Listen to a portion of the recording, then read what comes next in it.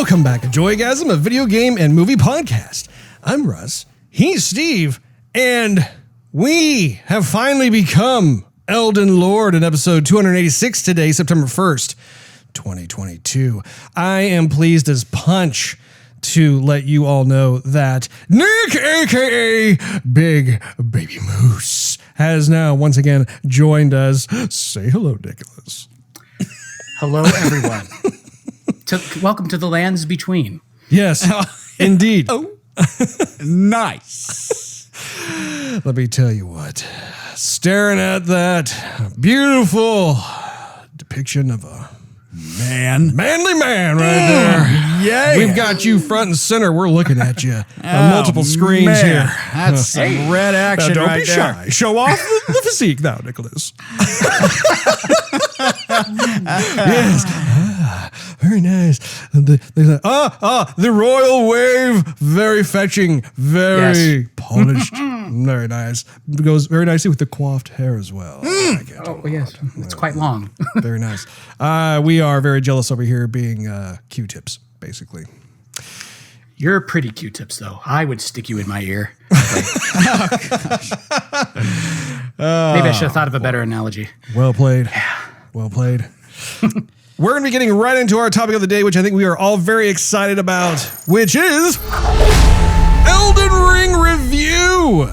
So there's no need to fast forward whatsoever. Yeah. We're going to be getting into the Joygasm goodness right away.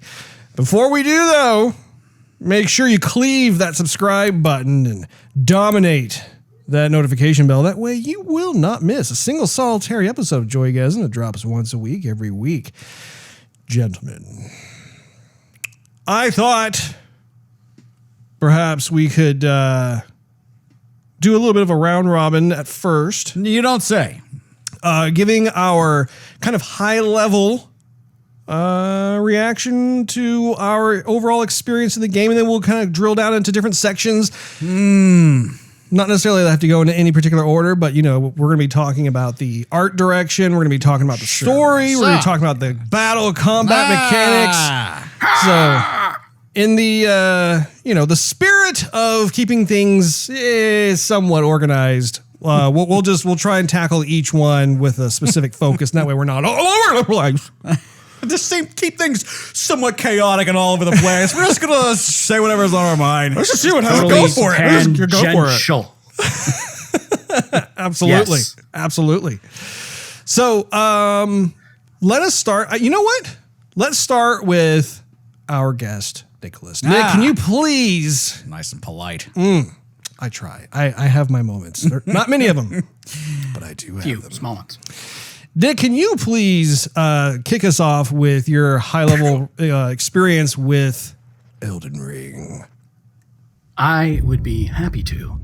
So I think to start it off, I should kick off how I even got to playing this game to begin with, which would be thanks to you two fine fellows. I was terrified of playing a From Software game. I'd heard all the horror stories. I'd heard your adventures in Sekiro and the intense rage that it caused in you. Very Hulk-like, one might say. Yes. And I was a little standoffish, but the two of you were like, no, you got to try this out. You really got to give this one a whirl. And so I broke down and I did it. And let me just say, I am absolutely pleased with this game. Probably the best game that I've played in many, many years. Easily jumped into my top 5 favorite games all time. And I'm old, so I started with Pong and the Atari.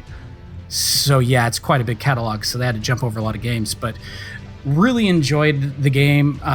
Loved the combat, came to love the combat. Initially, it was very intimidating, but as I kind of found my way through, I felt like it wasn't insurmountable. And I'd say for me, that was probably the biggest surprise and probably the most pleasant one, was that the game is punishing at times, but it never felt unfair. Like I could always look at something and go, hey, I messed up there. I need to do this next time. Or, I should have, rolled into the enemy instead of away, or whatever it may be. And I think when you go into it, that kind of, frame of mind where it's like, okay, I'm going to accept that there's a learning curve here, and that more often than not, it's going to be me. It's not that the game's cheap. I've played some games that have cheap antics. I think about NBA Jam back in the arcade. Oh, back in the day. You'd have this giant lead, and you'd get to the fourth quarter, and all of a sudden the computer just goes bonkers and like ties the game up in 3 seconds. It isn't that kind of thing. It's genuinely, you're the problem, if I put it loosely. But loved the game, really enjoyed everything about it, from the art style, really liked the Renaissance style that they kind of like chose with a lot of their stuff. And yeah, my first From Software game, it's got me intrigued to try some others now. Right on. Steve, I know also for you that it was your first foray into a From Software. Software.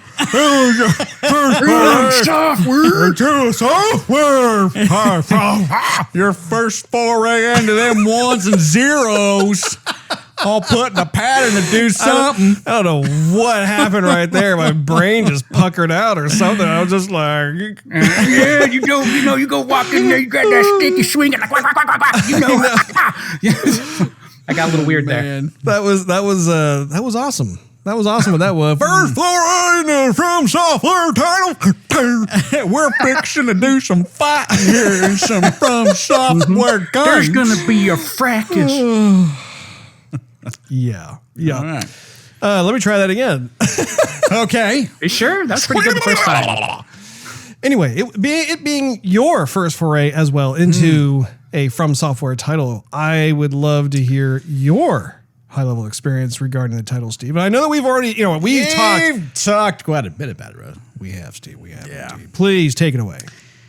Well, it didn't start off well, Russ. It started off pretty rocky, pretty bumpy. I thought, why am I even playing this game? Of course, I started it when I was like, I was half asleep. I think I walked off the cliff about 26 times before I thought, it's probably not the night to start this game. I'm like literally passing out. And then I died a lot. Okay. Mm-hmm. And then I died some more. You do that a little bit. Yeah. You do it every once in a while. And then it definitely puckered my butthole pretty much every corner I looked around. I'm like, is there a boss around here? Like, darn it. Yeah. Gosh, like I'm so weak right now. I think it was more like, ah! Yeah, no, that's exactly what it was. Run away. Yeah, exactly. Oh boy. But no, I mean, so there's definitely like the challenges there. I mean, that's gonna be obvious, Yes, right? yes. But it's different than a lot of games I played because like you just probably woke up like half the neighborhood. I know, right I probably there. did. You tell me to be quiet like all the time. You're like, you're being so loud, like people are sleeping over there. I'm like, right, that'd be cool, right? And then you just pop off. We're going to have like the I'm gonna entire start neighborhood screaming. bursting through my door with pitchforks and shotgun. It's gonna be like someone getting hurt. that voice I heard a scream or two. Sorry, go ahead. Thought we were playing games and then I heard some screams. I'm ready to go. Where'd you guys get the torches? Yeah. That's very colonial of you. And pitchforks. Kind of Elden Ring-ish. Yeah. Right. yes. So, but no, there's a lot of stuff to actually love about the game. I mean, dying is one thing. Appreciating all like the art and the names of everything and whatever, how it looks, and the fact that like the little nuance type stuff, like when you die, or the little sound effects that when you are respawned, I guess, like you're encouraged to push forward and try again, not just like throw the controller at the TV and like, I'm done with this, I'm walking away. Yeah. You know, and I need a new TV and a new controller because everything's broken. Added to the pile of already broken TVs and controllers. Right. Yeah. So, I mean, I would say that this is definitely high on the list for RPGs. But it's funny because the little quips I had in the beginning kind of carried out throughout the rest of the game. The quips or the quips, the issues? Yeah, well, I mean, issues may be too big of a word. I mean, I had like little nuances that I found in the beginning of the game. Like, I wonder why it's this way or that way, or we'll get into it a little bit. But I mean, you get all the way to the end of the game, and it like nothing that really got better with those little quips. Sure. That I had.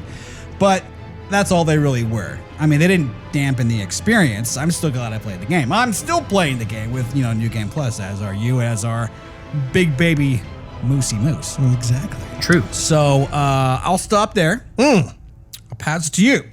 Oh, wow. Why, thank you. So as Nick was alluding to earlier, this is a game that I almost passed on. It was not a game that I was planning to play, not because that I didn't think that From Software made great titles, because they do. It's just that these games are so hard, and especially the one that I got started with, which was Sekiro, as Nick was also mentioning. I mean, I think I lost a few years of my life off that game because I have never been so utterly enraged and furious at a title because it was just so hard. But we had a lot of the gaming community constantly just talking on social media about how wonderful this game is. And so finally, I remember talking to you one day and saying, I think we need to cover this game. Right. Because there are way too many people that are just really singing its praises. And we would be remiss if we actually decided not to cover the game, at least give it a shot. And I'm so glad that we did, because wow, this game with a very few little nitpicks that I do have. I mean, this game is in fact a game changer. I really do believe that after going through, experiencing all that the game had to offer, beating the game, finally, I think it took me about 255 hours or something like that. That's pretty accurate, Russ. Thank you. I checked my stats. I didn't. Well, how sloppy. No, but I really did find myself just getting lost in the immersive qualities of the game, as I know we all did as we were going through and marveling over all of the different places, marveling over how freaking huge this game is. And also, too, enough of the sophistication when it comes to the combat mechanics and the various types of enemies that you come across.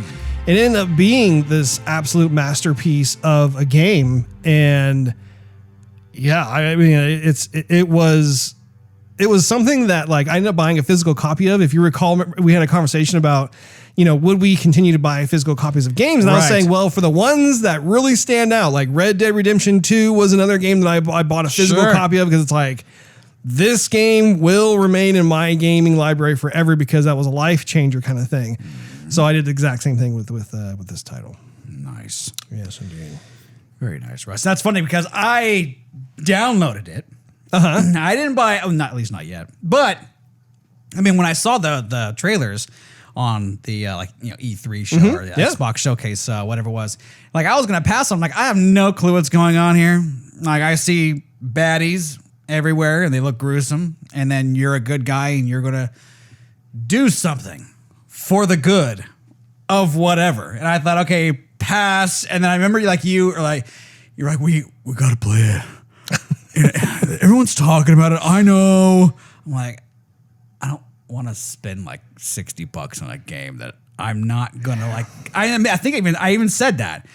I begrudgingly bought it. And then I remember telling friends oh, you got it? You got it? You never started playing it yet? I mean, I already beat it. 5 times already. But are you gonna play it? I'm like, okay, yeah, I get it. Okay, good. It was a good foreshadow into what we would eventually experience. I mean, it was just, it's absolutely amazing. It is. Yes. Nick is someone who has really put a lot of time and effort into kind of going through and discovering more of the lore behind the game, because if you've played this game at any length, then you're already aware of the fact that the story itself is not very forthcoming. You get little fragmented bits and pieces of things, but overall it is more of kind of a nebulous breadcrumb experience. And so he's really taken it upon himself to do some research and find out different things. And he's already kind of spoken to me about some of the questions that I've had with the game. So I'm going to kick it over to you, Nick, and let you really just, I'd like for you to be able to talk about the relationships of what's going on with the key players in Elden Ring, but then also drill down a bit into kind of the, what were some of the motivations or driving vehicles behind Queen Marika, as well as the significance of who the Tarnished are. And I would love for you to talk about some of the shadows, the guardian types that we've discussed prior to this. So please take it away, sir. Okay, so yeah, I would say that, on that breadcrumbs might be putting it too generously. Mildly. It might be too generous. It might be too generous because I mean, my first playthrough, I'm sure, like a lot of people, I just was running around, and of course, this is giant world, and you're exploring. And I like to wander. I get the wanderlust, and I just go. And so I ended up missing a ton of stuff, and I was kind of as I was going through, I'm like, what's going on here? I don't really understand what my motivation is the protagonist in this story completely. And it was really funny. So I'm kind of used to that.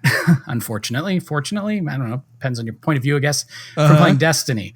And Destiny is notorious for having a lot of the lore and the story and everything is outside the game, or it's hidden, items that you got to read long descriptions on and things of that nature. So I was kind of already used to that. So I started kind of looking at the items, because the items all have descriptions of like what they are, where they're from. And some of them are short, and then some of them are pretty eye-opening as to what it is and where it came from. And what, significance it has in the lands between. And so that kind of piqued my interest. So then, of course, I went to YouTube and started looking up various people who would talk about the lore to kind of get a better idea of what was going on. And to the point that now in my second playthrough, at least with my initial character, I've been following a guide that tells you where to go and who to find. Mm-hmm. Doesn't tell you what's going to happen or anything like that, but just kind of tells you where to go, who to find. Helps to expedite each one of those journeys.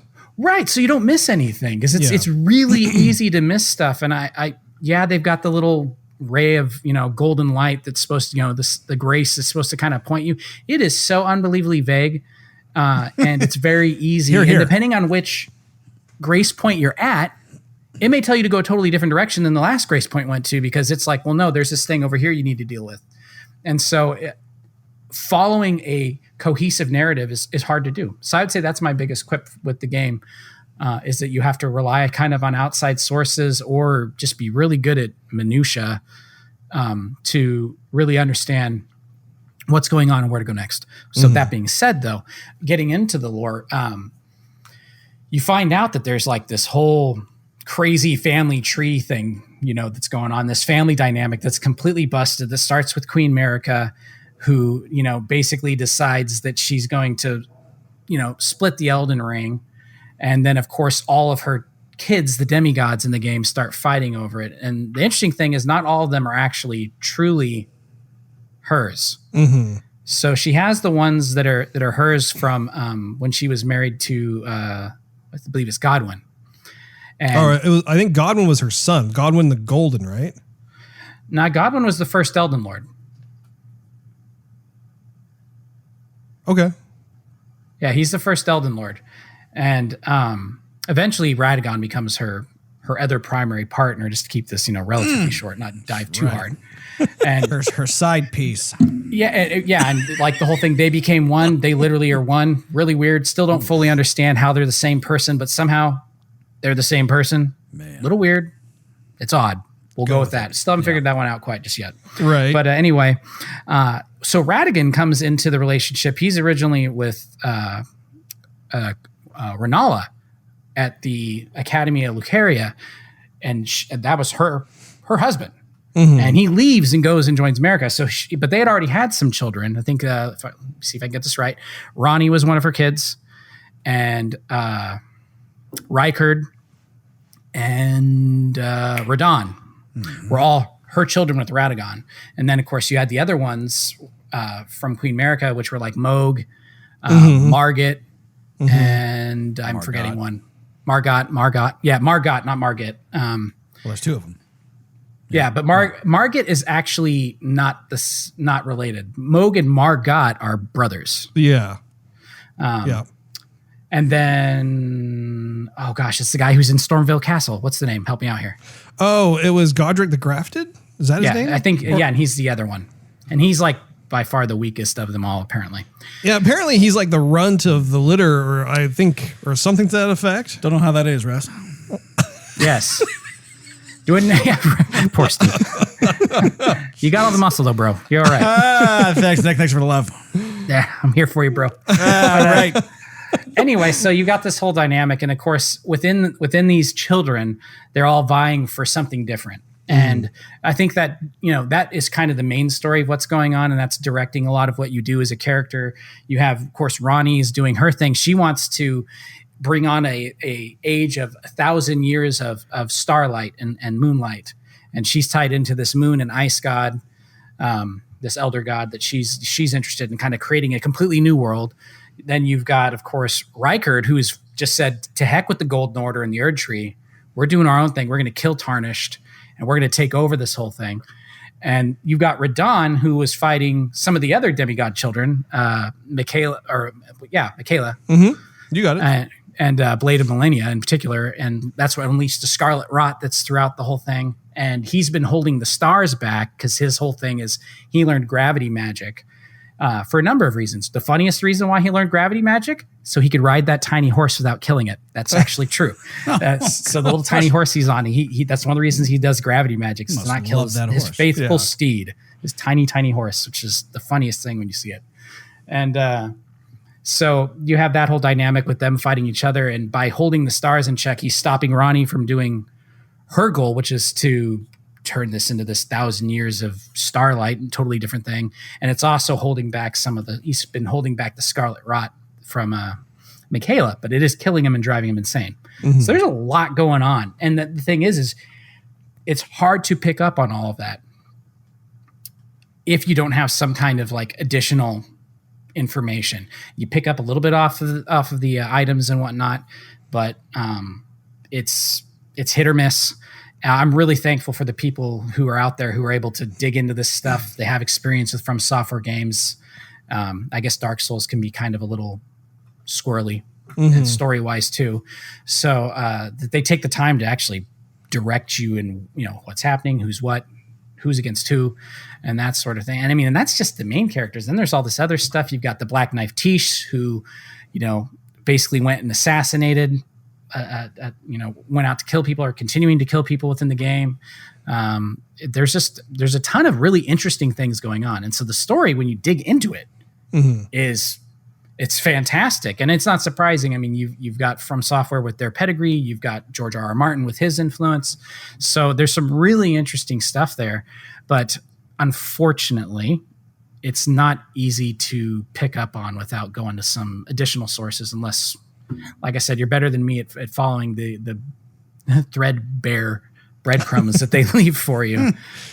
But it's to pause for just a moment and kind of comment on that. What's interesting is that as we play through this fantastic game, there is so much that we see that because there isn't like this very purposeful story that's being forthcoming to us, we're having to kind of fill in the gaps ourselves. Like for instance, when we go to Caelid, I mean, that's a place that I feel every time I go, I'm like, I am uncomfortable being here. Like, they nailed it from the ambient sounds, the music, everything there makes you just feel kind of like, yeah. I mean, it's definitely more of like a hellish area. It feels disease ridden, but when you're first introduced to this place, you have no idea why. It's just that way. And then once you hear the story, like what Nick was talking about just now, about how actually there was like this big battle that took place between Radon and Michaela, one of them. Yeah. Michaela. Are they the same? No, Melania, Blade of Michaela. There you go. It's Melania. Gotcha. Yeah. Sorry, too many M names. Melania, Elania, Felania. There are a lot. Thanks a lot, George. But anyway, like you find out about the backstory of what happened, and then suddenly what you see is like an evil place is actually more of a tragic place, because there is just this bickering and fighting amongst these different houses that are more or less related to each other. And then you realize like the aftermath, you are existing in this world's aftermath of what went down with like the Shattering, for instance, which was basically like, I guess their civil war or something. Basically when Queen Marika shattered the ring, then it was known as like the Shattering, which then was basically when all of the demigods grabbed up a rune, which is basically a fragment of the Elden Ring, and then essentially tried to like force their vision or will of what they wanted to see happen and rise to power. And then they just ended up destroying everybody and everything in the process. And the place becomes broken. And it's crazy because there's even more things going on than even that. There are these elder gods that are outside. They're outside sources. Even the Erd tree itself is not the original Erd tree. It comes from the elder gods. They came there. They inhabited the Erd tree. Tarnished and people who are not omens are able to be, if they're buried in the roots of the Erd tree, which is why when we go in the catacombs, there's always bodies around those roots. Right. It's so they can be reborn again. Omens cannot be born again. So you've got these omens with their whole thing, and they're born with the horns and stuff like, the dung eater, for instance. He's kind of like your main one. And then you see him down in the sewers. Well, if you were born, when you were young, they would go and they'd cut the horns off when you were like a baby. And if you survived it, they would let you live, but they would put you someplace out of sight, out of mind. So that's why in Landell you find so many of them. Like a shameful. Yeah, you find so many like of them. birth or something, right? Yeah, you find so many of them in the sewers because that's where they locked them up, and that you actually find Moog and Margot's shackles from when they were imprisoned down there because they're Marika's kids, so they're royalty. Oh, I missed that. I didn't see the shackles. I found did you two see of the them. shackles? I don't see the shackles. They were down by those evil freaking lobsters. Oh gosh, I hate those things. Snipers, man. It's ridiculous. I remember the lobster area. I remember being one down of them's there. down there. I forget where I got the other one, but it's in Langdale too, I believe. Are the shackles big? Like, are they like really big shackles? It's like a little item. It almost looks like a talisman. You can equip it, and actually, when you go into the fight, if you use it, it kind of like, and I didn't know this at the time. I found this out after the fact. It subdues them in some way, makes the fight easier for both Moog and for Margot. Isn't that the thing you pick up from the little thief you see towards the beginning of the game, and then you see him later at the lava manor, and then you're talking about Patches. Yeah, Patches. Yeah, you can pick it up. Margot's shackle. You can pick up from that. That's the thing you're talking about, right? Yeah, you get Margot's from him. That's right. You get Margot's from him, and you find Moog's down in the bottom by those evil freaking lobsters in Landell in the sewers. And okay, so it's an item. It's not like you actually see like a pair of like huge shackles up against like the stone wall. Okay. Yeah, gotcha. And so that's interesting. So you got these two, royalty. They're both omens. They've got the crazy horns and stuff, and so they're kind of outcasts. And Moog does his whole thing with finding this other person that's like a mother god, and kind of lines himself with her. So there's another god there. But kind of getting back to the whole God thing. And then you've got, it seems anyway, that you've seen the Crucible Knights, right? The original tree, the Crucible Faith, was part of the original Erd tree before it got messed with. And that's where the horns come from. And I don't know if there's any, correlation between the horns on the omens or not, but there could be. But anyway, so you have them. So they're the gods that were there before, and like the death birds were part of that whole thing, because before the Erd tree, the way that people were when they were dead, they were burned in ghost flame, that black white flame that like the god skin apostles attack you with, and the death birds. Well, they're all against these new Elden gods because they're outer forces, and that's why they use the ghost flame. So there's just all kinds of things going on in this game. It's just like layers and layers and layers and layers, and then that's why, like, for me, it's really exciting to go look and read and find out about and watch videos. But it's really sad that it's not more accessible in an easier way. And I mean, I get it. They want to let people have their own adventure and kind of just organically go through the world. And there's something to be said for that. But for someone like me who loves story, and it's been funny as the more time I've played it, and as I've kind of gone through and done a more guided playthrough, and I'm figuring out who's aligned with who and what all this means. One of my favorite book series I've read is the Malazan Books of the Fallen.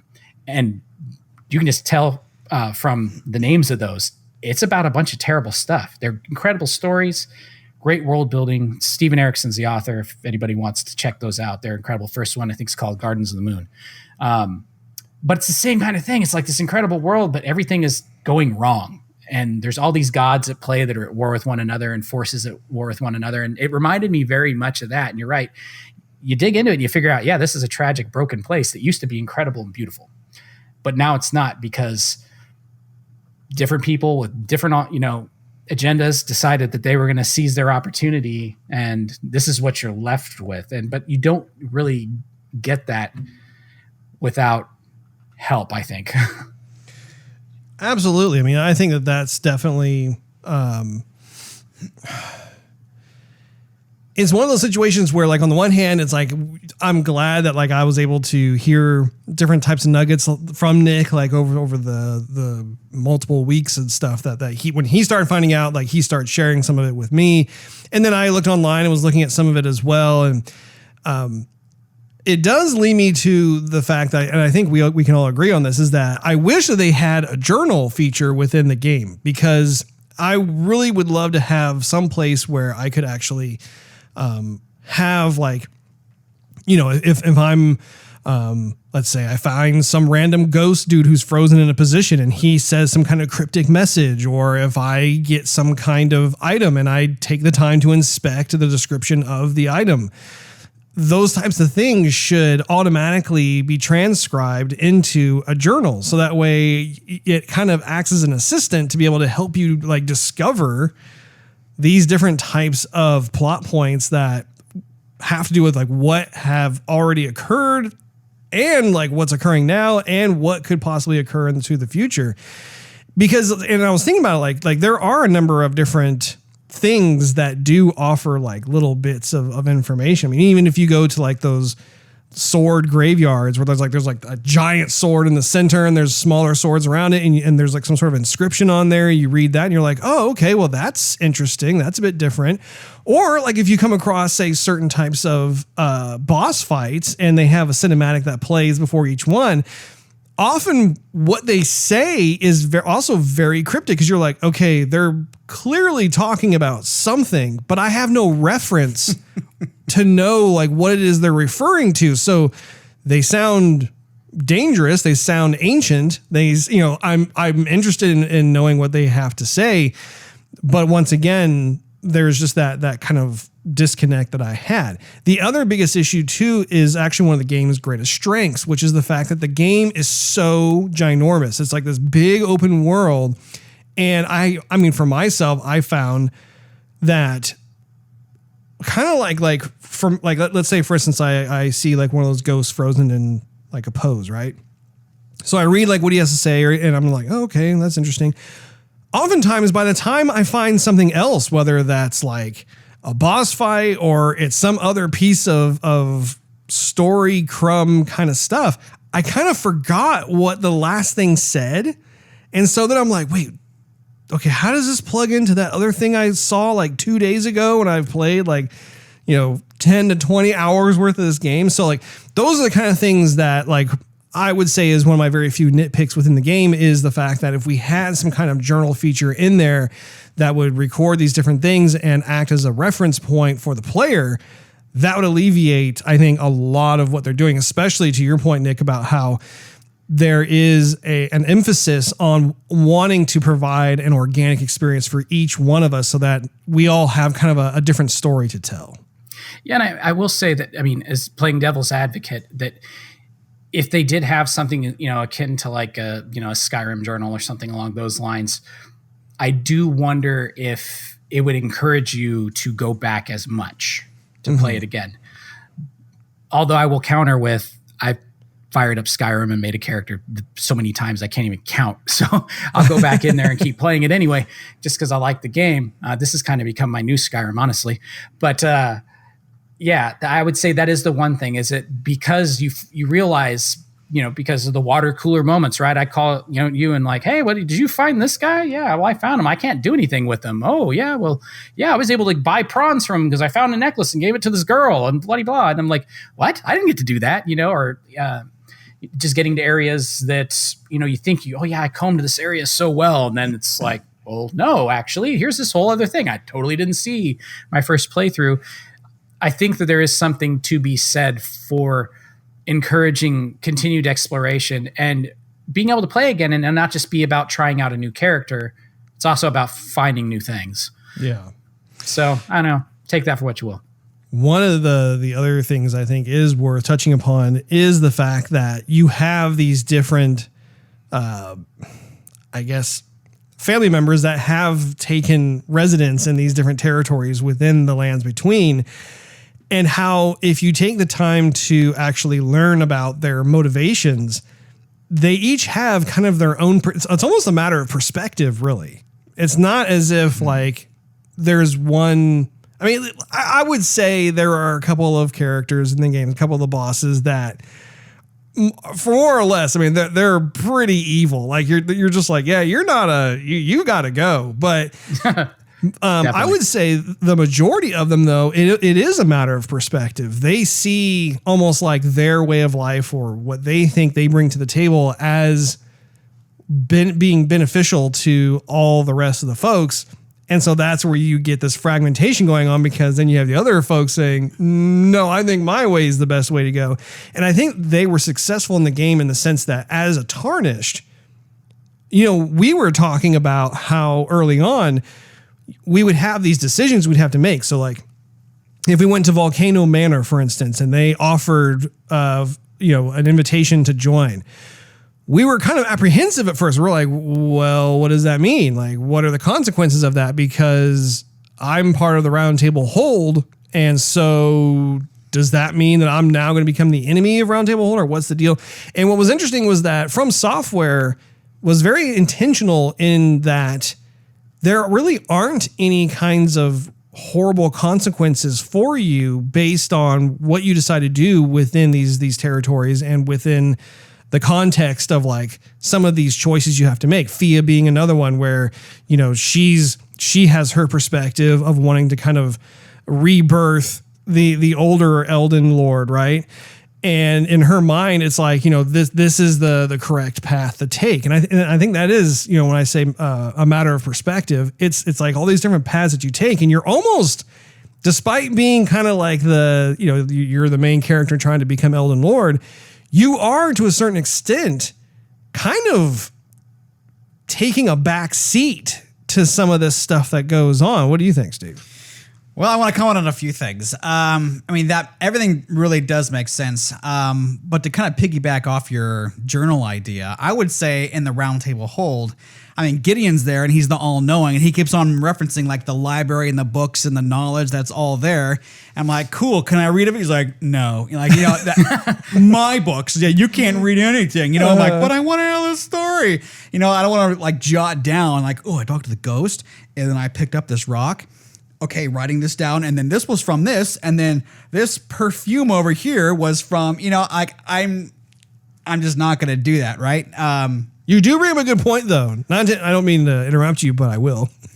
Is that when it comes to Gideon, though, is there comes a point in the game where he is actually providing you. There is a list of the various demigods that you have to hunt down and take out. And not only that, but if you click on each one of the names, he actually gives you a synopsis of each one. So then suddenly like you have more of an idea of what the purpose is for existing in this world, as well as what their purpose is. Right. But but purpose is a thing I was going to touch on too, which is like, okay, you're a nobody in this game. Like you were awakened to do something and you're just kind of bumping along going, no, you need to become Elden Lord. Okay, no, you need to take out Tarnished. Okay, no, you need to take out the demigods. Okay, no. I'm like, okay, who's going to push me in a different direction here? Why am I doing what I'm doing? And there really isn't no why. You just hear other people's stories and you become part of other quests. And I guess that's not necessarily a bad thing, but it's almost like, okay, why me though? I can answer that. Oh, can you? I think I can answer that. Oh. I think because when Queen Marika, first of all, I'm still trying to understand like her complete motivation for the actions that she did back in the day. But one of the things that I have come to understand is that part of her motivation was she wanted to basically impose her own will onto like how do I say this? It's kind of like the metaphysical way that things work. So like, for instance, before she shattered the ring, if you had a person who died in the lands between, they would just die. Right. They wouldn't be constantly resurrected, right? Yeah. Well, part of her motivation was that she wanted to disrupt that life cycle. She actually wants to keep everybody alive in perpetuity. which is, I mean, that makes a lot of sense, right? Because you have the Tarnished that are coming in. And by the way, I think the Tarnished are actually being brought in by the greater will. But when you look at the people, for instance, like, remember how we were always confused about the real, like, Night of the Living Dead people walking around? We're like, why do they look like living skeletons? Gangly folks. It's because of Queen America fiddling with what's going on. So basically they can't die either. They've been living for so long, and it doesn't matter how many times they die. In fact, like if you die as a Tarnished and you get brought back, think of it that way. Like when you get brought back, that's why they all get brought back too. It's like it's kind of its own version of a living hell if you think about it. Nick, what say you? So it's interesting about the dead guys. So at the very beginning of the game, you get a pretty good hint about this. There's that fun little part in the swamp where you're walking along and all of a sudden dragon swoops down. Yes. Where he swoops down at, there's a bunch of those like zombie-like people sitting there kneeling. They're actually there hoping the dragon will light them on fire and kill them so that they can be born again potentially. Oh my gosh, are you serious? Yes. See, I had no idea. Right, so I mean, that doesn't answer the question of like, okay, you're a Tarnished. I get it, but like, why you? Why were you exactly woken up? I will tell you that too. That's why I want to know the first time. Okay, I'm sorry. I'm trying to unravel this thing the best I can. It's quite the ball of yarn. It is. Big ball. Very, very astute. Yes, I like that. So yes. The reason being is that, okay, so the greater will, those like creepy fingers are like, Show me your palm fingers. they were always a little on the breathy side, weren't they? They were just, Yeah. oh, you're like, okay, lady, calm down. Calm down there, old woman. Well, my hands are neat and all, but it's a little weird. Making it weird. It's very weird, yes. Magic, and that's hot to you. So to answer your question before I totally forget, so the greater will, which exists outside of the lands between, they commune with these creepy giant two fingers everywhere and that sort of thing as basically kind of like their vessels in a way. But the greater will is trying to establish control once more over the lands between. Since Queen America has done what she's done, she's acted as a disruptor, and like I said earlier, she imposed this new laws of physics and like way of living that doesn't make sense. It's like totally wrong. So what the greater will has done is actually gone to bring people from outside the lands between who are known as the Tarnished. And that's why there are not just one Tarnished. It's not just you being a Tarnished, but there are multiple Tarnished that exist in the game. Like you talk to them, they're like, oh, I'm trying to become Elden Lord too, and everything else. It's because the greater will is somehow like resurrecting through grace, like these different nobodies in an attempt to try and reclaim the lands between, and by having them become Elden Lord. That's so like there's a whole like purpose to all this stuff, but unfortunately, like I didn't know that while playing the game. I literally had to do some research online in order to figure it out. And there are a few folks who, man, like they I don't even know how they figured that stuff out, but I appreciate it. Here's something for you. Here's a fun one. Oh, Yes, sir. Yes, So sir. on the Nobody Tarnished, and you come in and like, of course, you meet Var, and he's like, oh, or Vare, however you say his name. And he's like, you don't have a finger maiden. Sucks to be you. Yes. Anyway, there is a theory, because later on, if you end up doing Ronnie's quest, you end up meeting the dude with the big hat. Oh man, the name's going to fail me. He makes the puppets.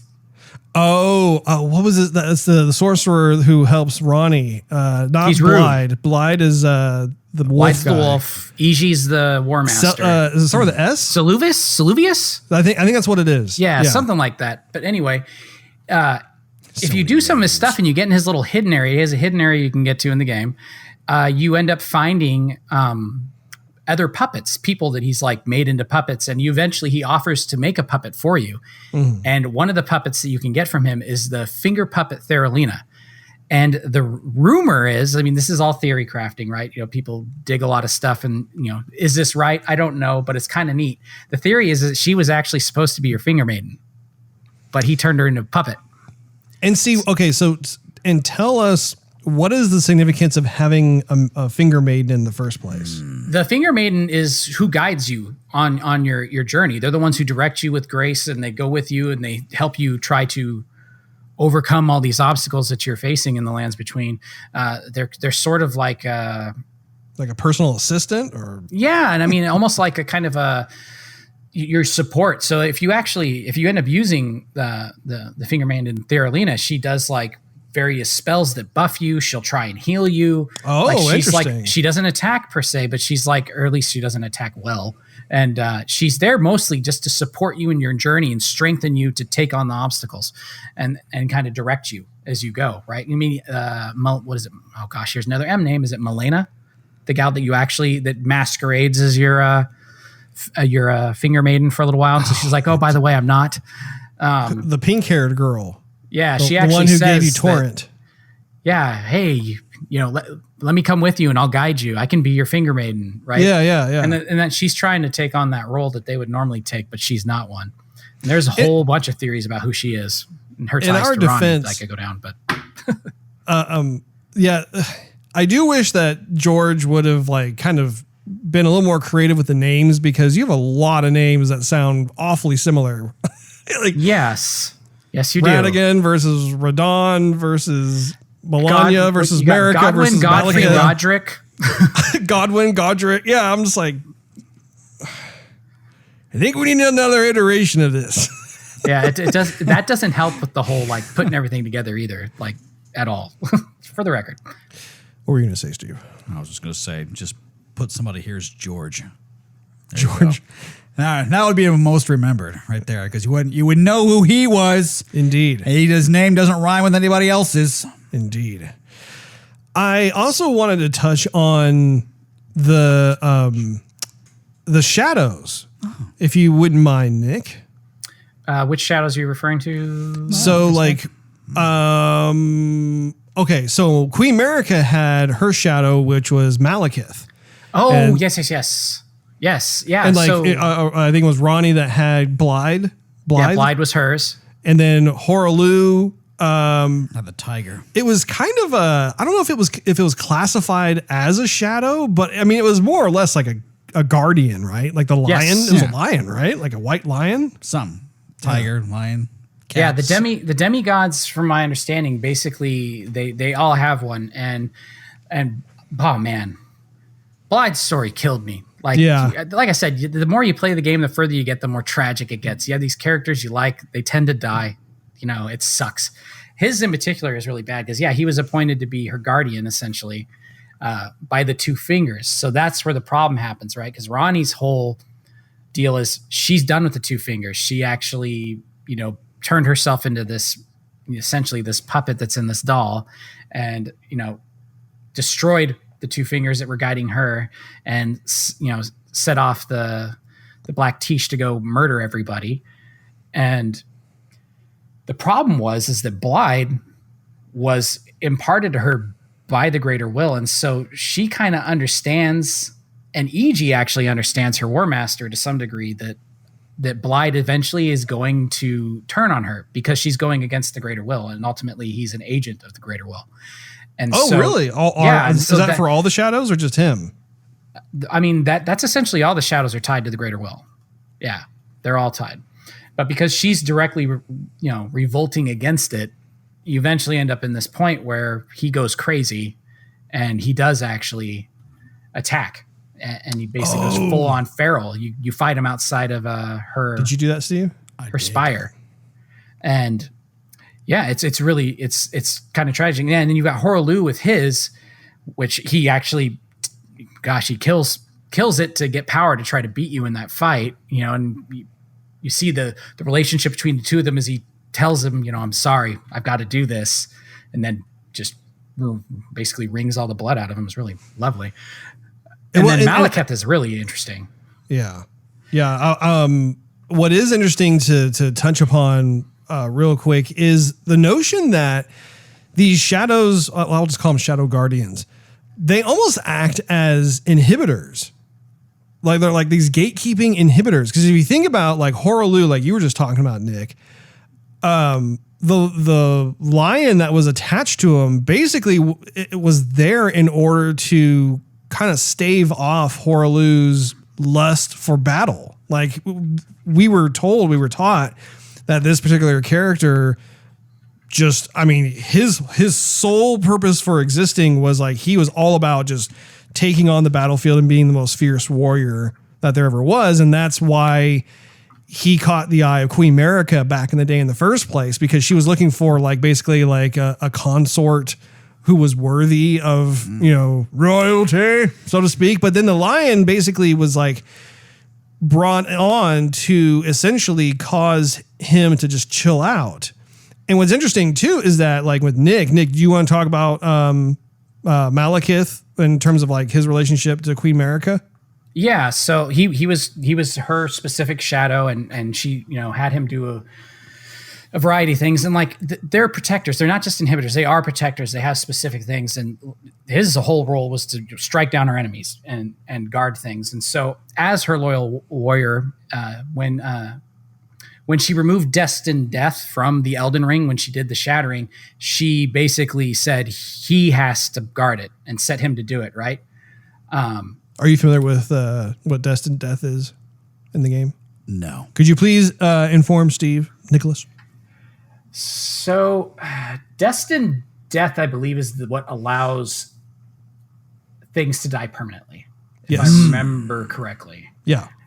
I read about that a while ago. So that is the key. But remember I was telling you about how like she was messing with stuff and made everybody live in perpetuity, that sort of thing. Sure. One of the actual fail safes of that was that she basically took Destined Death, which is basically a fancy way of saying, you know, people's mortality. And it's personified in the game as like the, you know, just kind of black and red kind of energy ball kind of thing. If you recall, remember when you fight Maliketh and he's like, he plunges that dagger into his hand and then you see the stuff spilling out. Yes. It's because here's a really good way of thinking about it. Ghostbusters, the ghost trap. The ghost trap always contains the ghost. If you open up the ghost trap, you let the ghost out. It's exactly the same thing, almost, when it comes to Maliketh, because Maliketh was essentially the ghost trap for Destined Death. And then by plunging that in, he was basically going against what Queen Marika wanted him to do, which was basically like be custodian of this thing forever. And so then once that spilled out, then all of a sudden that like really started shaking up everything, because now it was no longer, oh, you're just going to constantly come back to life over and over and over again. I think I got pictures of that. Interesting. Yeah. So basically, yeah, you're totally right. And essentially it's, she would use Destined Death to remove any obstacle in her way from being revived. That was kind of the whole thing. So whenever, you know, they would die, they wouldn't enter a state of decomposition, but they'd get resurrected at the Erd Tree roots, like we talked about earlier. And so that was allowing her to do exactly what you're talking about, was manipulate that eternal life. But if she didn't want you to be there, she could do that. And so basically all of the sinners and people that she deemed were unworthy or harmful to her rule, she'd eliminate them using it. And so she eventually crafted a rune of death into the Black Blade that you're talking about. And then, you know, basically said, Maliketh, it's your job to go ahead and protect this thing. Right.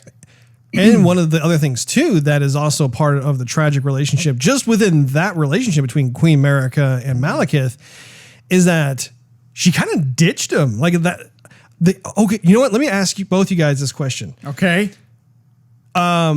Did you find all the death roots to give to Garunk? No, I found like 3. Okay. Did you, Nick? I didn't find all of them. I found a lot of them. Okay, it's totally fine. It's not. There's no wrong answer here. Cool. But the reason I ask is that, so what was interesting was that by the time that I fought Maliketh, I had not found all the death root yet, and I, you know, all of a sudden he does his big reveal. I'm like, whoa! And the thing is that, I had, before I fought Maliketh, I don't want to spoil anything, but like you basically have an event that transpires if you give him enough death root, to the point where when I saw Maliketh, I was like, whoa, wait a minute. I don't know. Now I'm at a crossroads. I don't know if I should totally talk about this because you guys haven't seen this yet. Well, I remember when we were talking when you faced him, because you had just beat him. I don't know if you were twitching or whatever, and you're like, oh my gosh, this is the guy at Caelid. I'm like, yeah. And you said, was he still there though? And I said, yeah, because I went back to see him and I made him mad and tried to fight him. And you bully. Yeah. And so, I mean, he's definitely still there. And you went, oh, huh. Oh, okay. And I'm like, this conversation is odd now. So, okay. So since I already told you, I'll just say really quickly. So yes. So based off what you're talking about, I defeated Maliketh and I was thinking, wait a minute. Does that mean that Gronk is no, I don't even know if I'm pronouncing the name correctly. Garrick or Garak or whatever. Something like that. But I was like, wait, does that mean he's gone? And that's why I was asking you, like, is he gone? And I go back and thankfully he's not gone.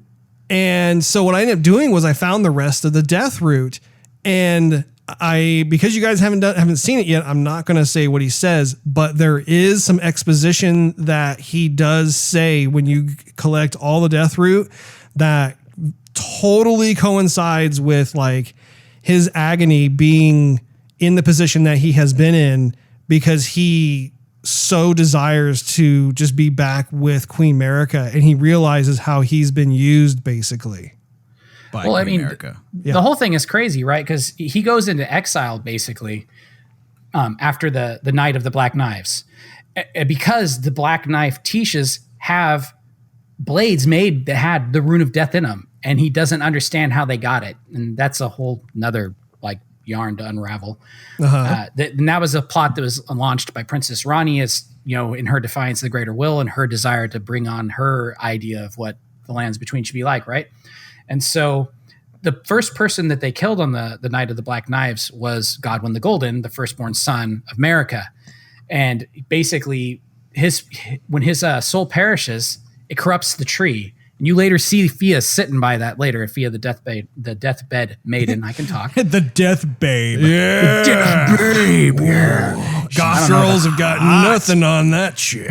That's right. But anyway, and that's the reason why people that are coming back from the Erd Tree are these zombie-looking things, is because the Erd Tree's been corrupted by Godwyn's soul or body or whatever when he died to the destined death blades.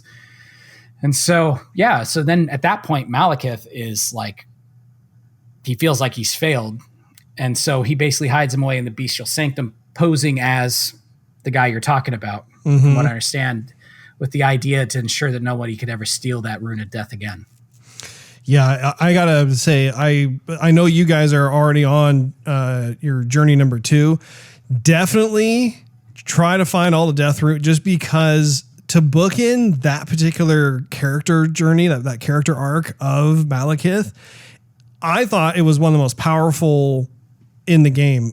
Like to first come upon him in Caelid, where he's like this really imposing, dangerous character, and you're like, is this guy gonna like kill me? Like, what's his deal? And you hear him talking and he's like obsessing over death root, and you're like, geez, that sounds like awfully like morbid and evil and that sort of thing. Doesn't sound happy at all. Yeah, exactly. Are you sure you don't want any peaches and cream? Yeah, you want a latte or something? I mean, I can whip up something. I got a lot of flowers here. I make you a nice bouquet cup of tea. Yeah, exactly. And I think, what's interesting is that so you go from that feeling to then you kind of start getting comfortable with him, because you start bringing him multiple death roots. And then there's like an instance that occurs where you're just like, whoa, like he attacks you. I don't know if you've gotten that far with him or not, but like basically the death root like kind of overtakes him temporarily. And so then you're like, oh my gosh, like, is this gonna be another boss fight? Like, what's going on? Luckily, like you're able to like basically like, injure him enough where he comes to his senses and he apologizes. And so then you're just like, dude, like, what was that?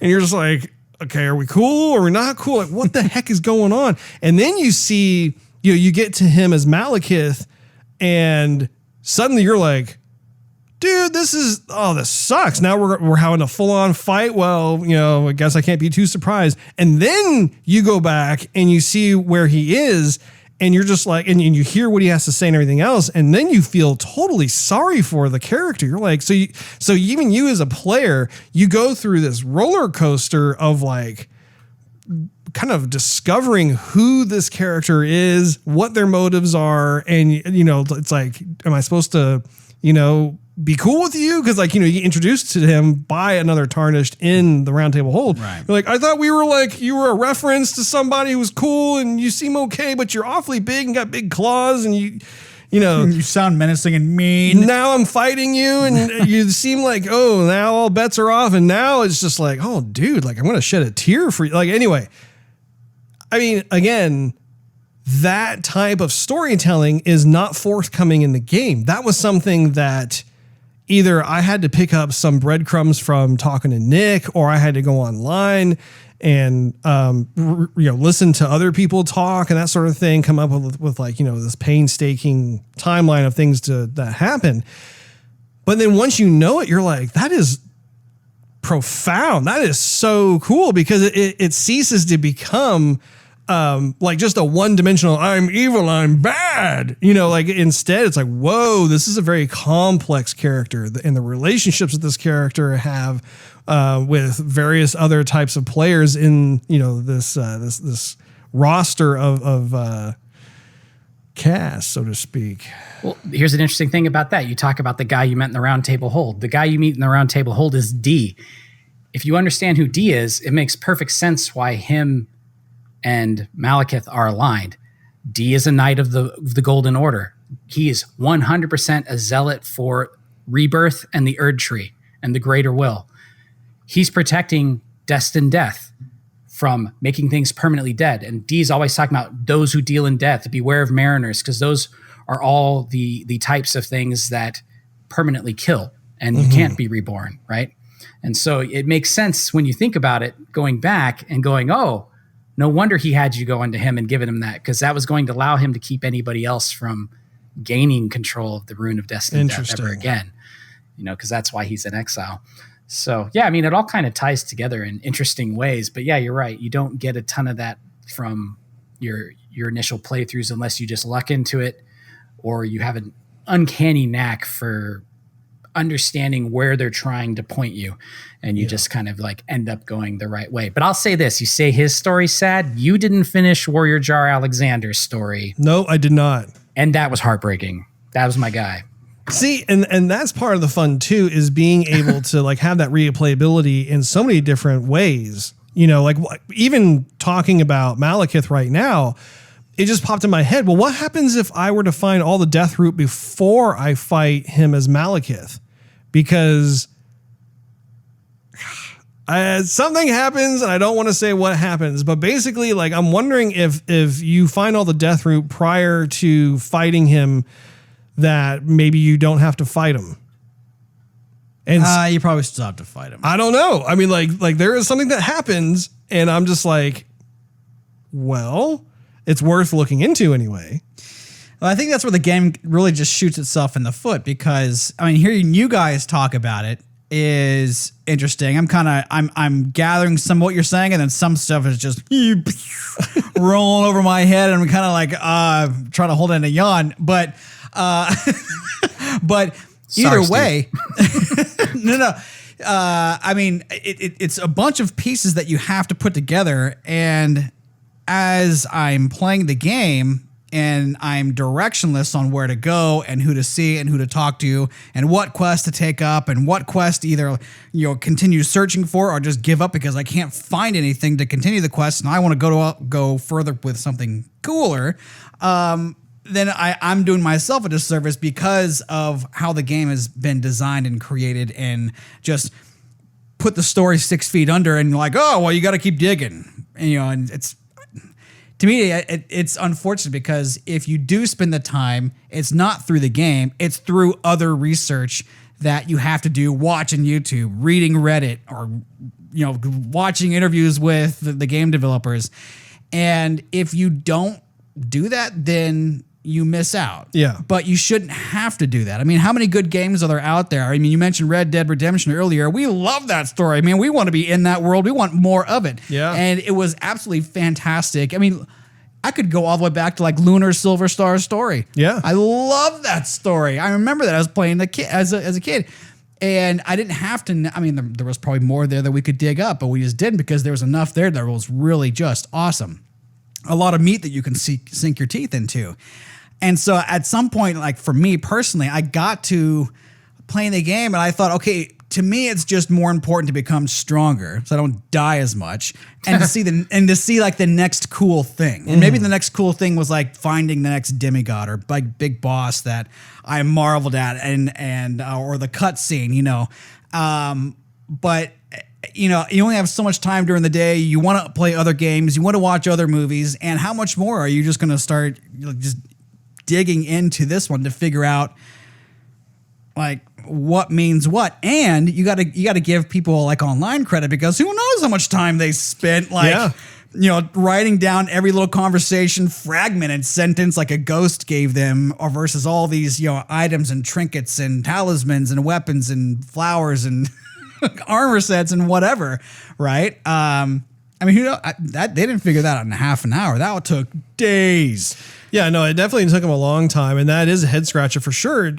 You know, not only because it is an action RPG and we're just as gamers, we are conditioned to expect to be told a story, but also too, the story itself. I mean, even what Nick and I have disclosed on the show, I'm sure now your mind is connecting the dots and you're like, wow, that's actually pretty fascinating. But here's the thing too, is I mean, before this conversation, I've watched 2 separate videos made by 2 different YouTube creators who were telling me the story. And both of them were like at least 27 minutes long. Yeah.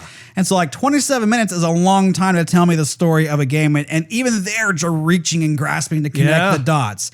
And so like this is the 3rd go around and now it's finally starting to make sense. Right. But even so, like if the next New Game Plus, I'm probably not going to get to everywhere I need to get to. Like already, I'm going like, what happened to the chick who wants to eat the plum grapes or whatever they are?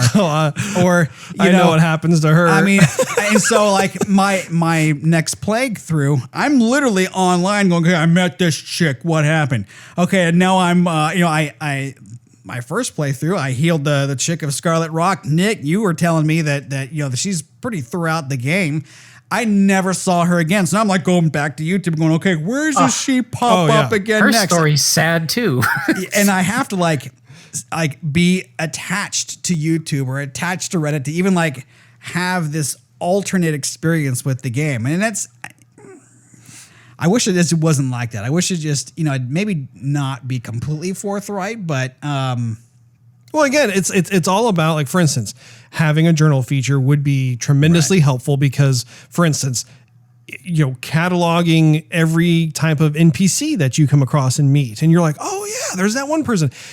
I would say Cyberpunk does a good job with the journal entries, right? Where, like, you know, when you're playing Cyberpunk, it keeps record of the main quest lines as well as side quests, as well as the characters you've run into and like certain types of synopsis. And in some of the tabs within the journal have even more lore. Like if you're interested in finding out more information about these different characters, if you want, but it's not necessary, it's whatever. But I found myself like I use the journal entry quite a bit in Cyberpunk, and I thought it was actually pretty well designed, honestly.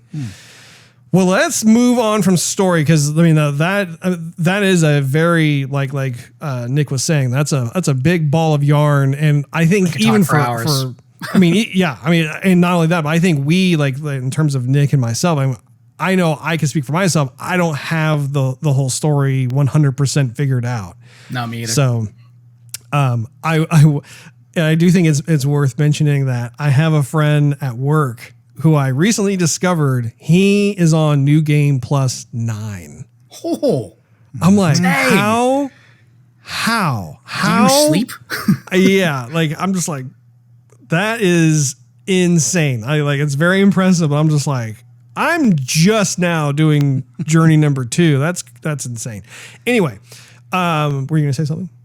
No, I know another guy who's about New Game plus 9. Oh, really? He's Yeah. at the same. Yeah. Okay. And what he did too is he wants to follow like the community guidelines, and so he's only leveled up to 150. He's never gone past 150, so he's at New Game plus 9, remaining at level 150. Oh my goodness. That has got to be the most punishing thing ever. Yeah. Well, kudos. That's Yeah. that's fantastic.